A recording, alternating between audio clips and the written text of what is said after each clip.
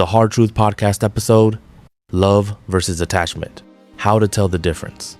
Have you ever looked at someone and thought, I love them so much, but why does losing them feel like losing myself? Maybe you miss them constantly. Maybe you think about them every day. Maybe the idea of them leaving feels unbearable. But here's the hard truth. Sometimes what we call love isn't actually love. Sometimes it's attachment. And the scary part is, attachment can feel exactly like love. Today, we're going to talk about the difference between truly loving someone and being emotionally attached to the feeling they give you. Because knowing the difference can completely change the way you see relationships. Welcome back to the Hard Truth Podcast, a place where we talk about the psychology behind love, attraction, heartbreak, and human behavior. Let's start with a story. Imagine someone named Sarah. Sarah meets someone who makes her feel seen for the first time in years. They talk for hours. They laugh. They make her feel special. At first, it feels like love, but slowly, something changes. When he doesn't reply fast enough, Sarah feels anxious. When he spends time away from her, she feels rejected. When they argue, she doesn't just feel upset. She feels like her entire world is falling apart.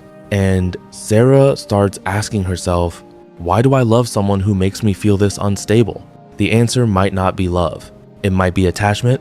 Love is often misunderstood.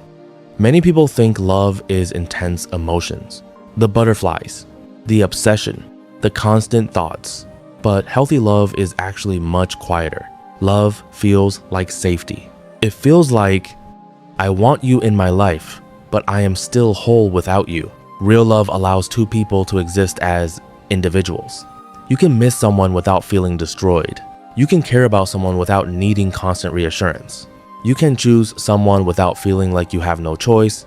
Love says, I want to build something with you. Attachment says, I need you so I can feel okay. And that difference changes everything, because love is about connection. Attachment is often about fear. So why does attachment feel so powerful? Because our brains are designed to create emotional bonds. When we become connected to someone, our brain releases chemicals like dopamine and oxytocin. Dopamine creates excitement. It's the feeling of, I can't stop thinking about this person. Oxytocin helps create bonding and closeness.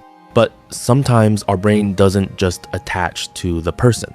It attaches to the emotional experience, the attention, the validation, the feeling of being chosen. That's why someone can treat you poorly and you still miss them. You might not actually miss the way they made you feel every day. You might miss the moments when they made you feel loved. Your brain remembers the highs. It remembers the late night conversations, the compliments, the affection, and it starts chasing those moments again.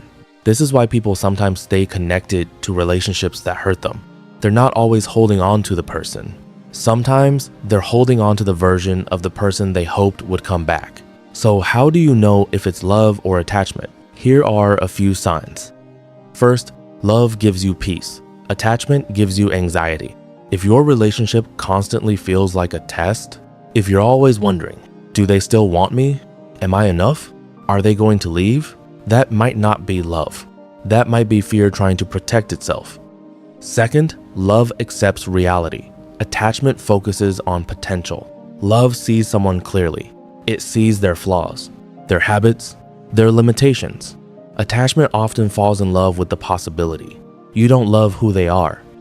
You love who you believe they could become. And sometimes people spend years waiting for someone to become the person they imagined.